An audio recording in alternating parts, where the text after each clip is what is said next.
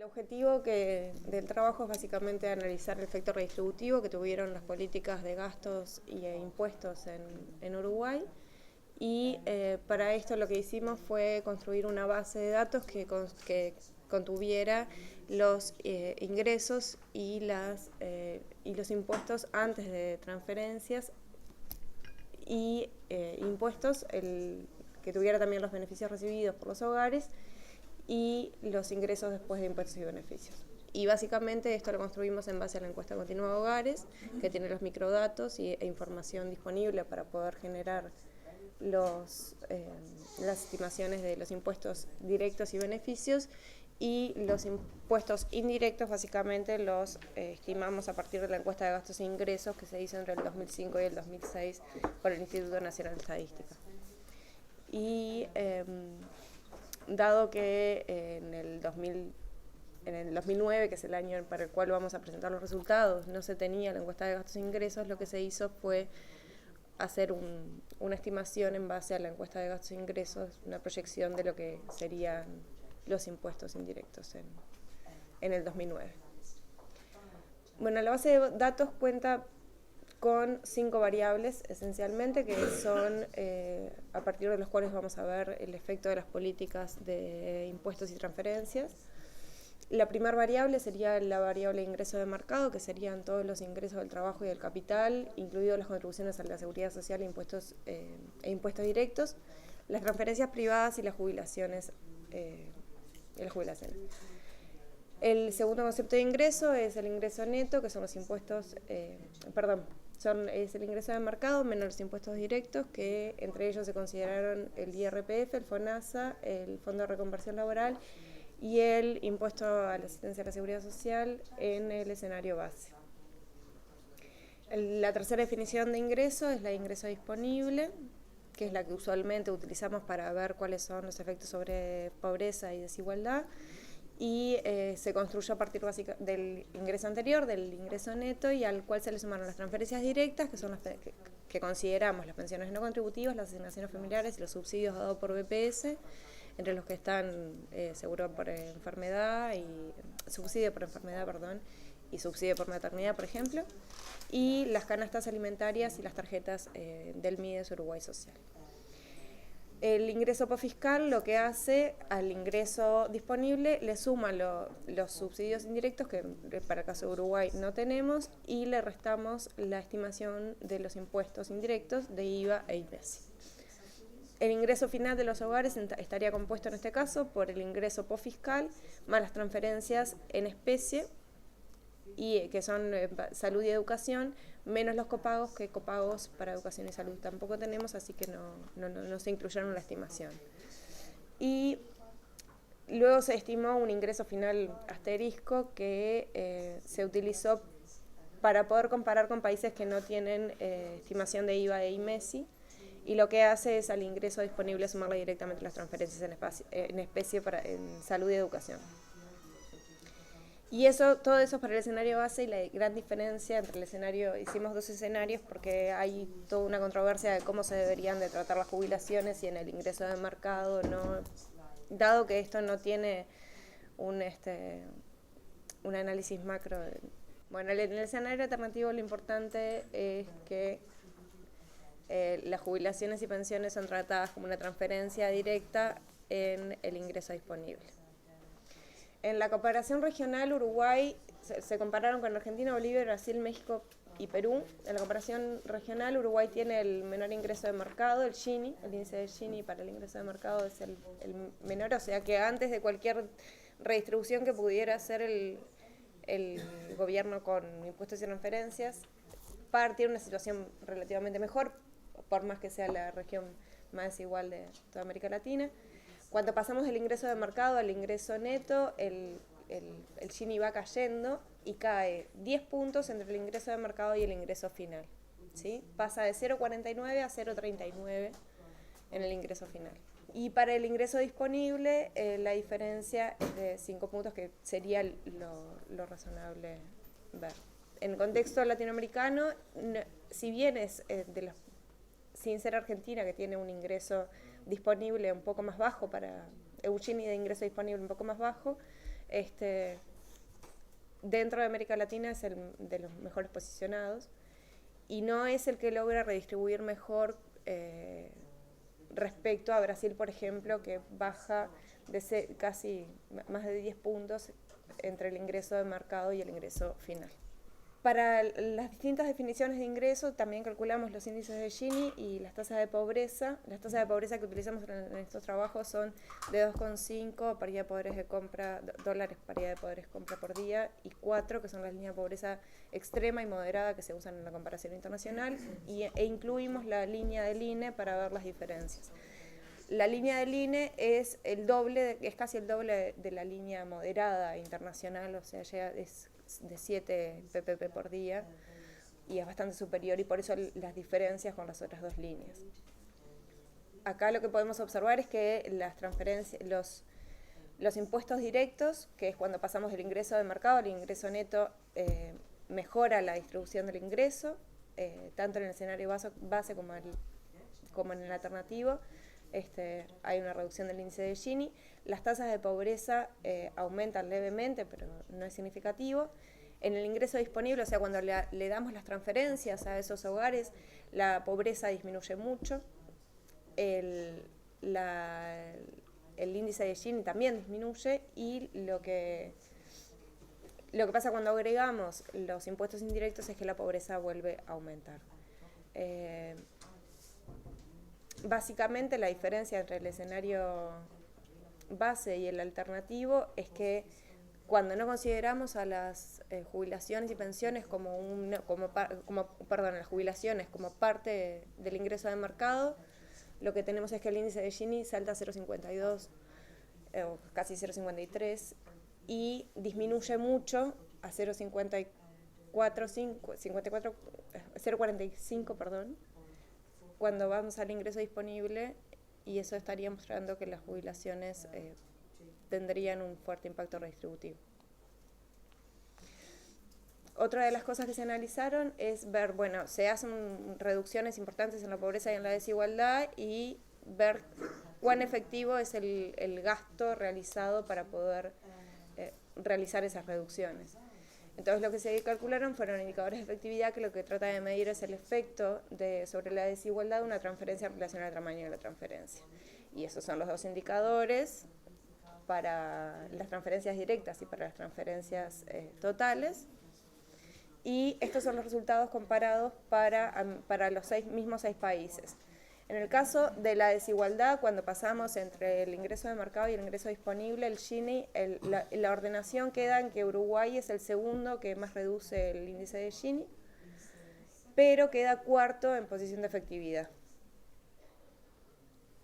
Y cuando consideramos la reducción en la línea de pobreza, Uruguay es el que queda primero tanto en la mayor reducción, o sea, que logra la mayor reducción de los países comparados, y además es el más efectivo. Esto que quiere decir que Uruguay logra muy bien combatir la pobreza en términos de efectividad del gasto, pero no lo estaría haciendo tanto en términos de la desigualdad.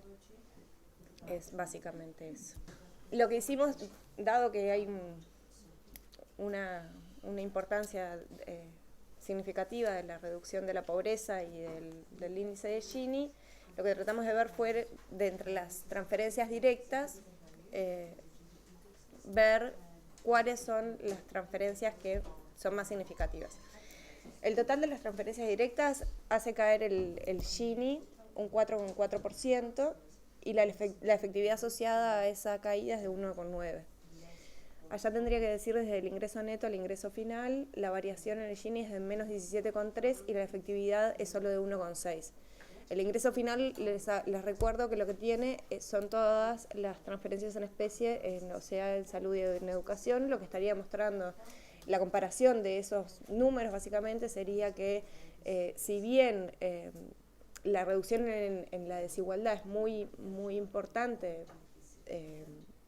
cuando hacemos la transferencia de salud y educación, la efectividad del gasto igual sigue siendo mayor con las transferencias directas. Y para la parte de tasas de pobreza, lo que se observa es que cuanto menor es la tasa, mayor es el impacto de cualquiera de las transferencias consideradas, y también mayor el impacto más fuerte es la efectividad del gasto. En particular, cabe señalar que tanto para el Gini como para las tasas de pobreza, las transferencias alimenticias y las asignaciones familiares son las que logran disminuir más la desigualdad y la pobreza. Cuando vamos a hacer el análisis de incidencia, lo que vemos básicamente es lo usual que para las transferencias y los impuestos directos, o sea que cuando para los impuestos directos, por ejemplo, cuando aumenta el ingreso, aumenta la tasa que se le cobra a los hogares, ordenados por deciles, y en las transferencias lo que vemos en general es que disminuye el peso de la transferencia a medida que aumenta el ingreso. Y lo único que muestra esto es que sería que las transferencias son progresivas, los impuestos directos son progresivos y los impuestos indirectos son regresivos porque tienen un mayor peso en los deciles más bajos.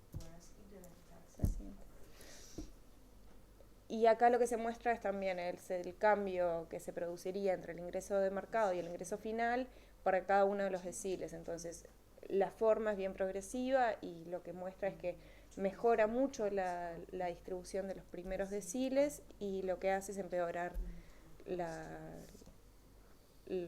a los últimos deciles de la distribución. Bueno, y lo último que hicimos fue analizar la progresividad de los programas, tomado cada uno, y lo que hicimos fue analizar los coeficientes de concentración, que básicamente tienen que ser negativos para que sean progresivos absolutos y positivos y menor que el Gini de mercado para que sean progresivos relativos. Y lo que observamos es que las transferencias directas siguen siendo las más progresivas de todas. Las pensiones no contributivas son bien progresivas. Y lo único lo que cabría destacar de aquí es que los gastos en educación en secundaria, bachillerato y terciaria son progresivos, pero en términos relativos solamente, ya que los coeficientes de concentración son positivos y menores que el Gini del ingreso de mercado. Básicamente lo que suponemos es que el gasto en educación terciaria sería más regresivo o menos progresivo que los otros por la alta deserción que hay de estudiantes en secundaria.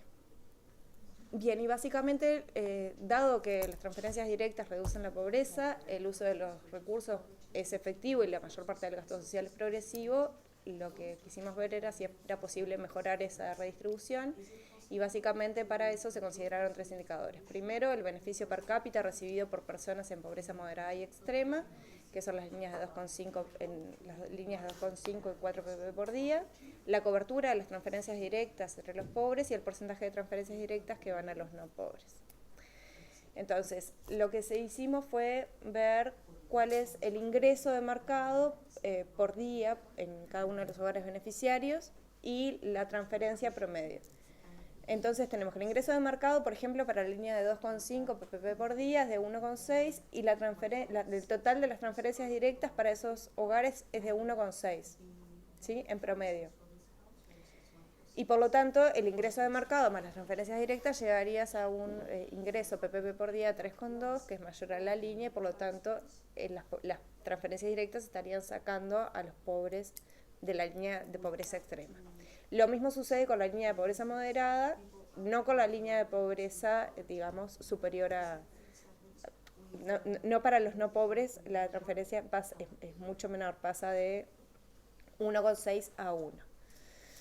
Pero en todo esto lo que tiene un gran peso es las pensiones no contributivas, que son de dado que los hogares generalmente que reciben las pensiones no contributivas son hogares que no tienen niños, tienen menor cantidad de niños, son hogares más reducidos, la transferencia promedio es bastante mayor que las transferencias totales.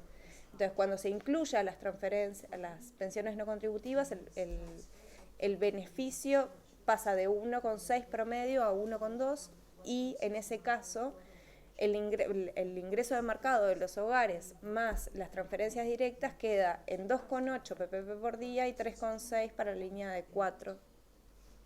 Por lo tanto, la política o las transferencias directas conseguirían sacar a los pobres extremos, pero no pero no de la pobreza moderada de 4 ppb por día cuando no se consideran las pensiones no contributivas. O sea que las pensiones no contributivas están haciendo un aporte importante en la reducción de la pobreza.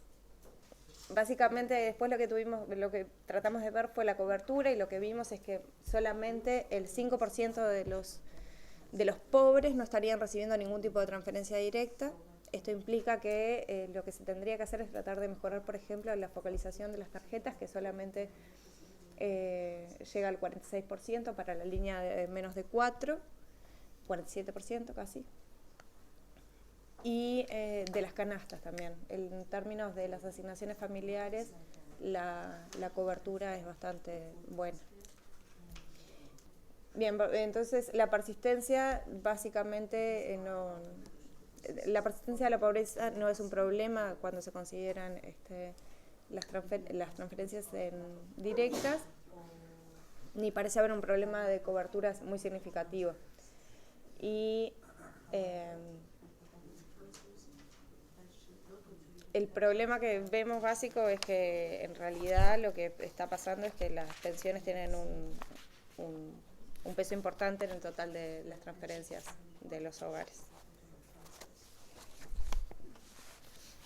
Y bueno, llegando a las conclusiones del trabajo, tenemos que Uruguay logra una reducción importante en la desigualdad y la pobreza cuando se combinan todos los impuestos y transferencias. En la comparación internacional queda bien posicionado en términos de reducción de pobreza, queda primero, y segundo en términos de reducción de desigualdad, y en cuanto a cuando se considera la efectividad, queda primero en términos de reducción de pobreza y cuarto en términos de desigualdad. Tanto los impuestos directos como los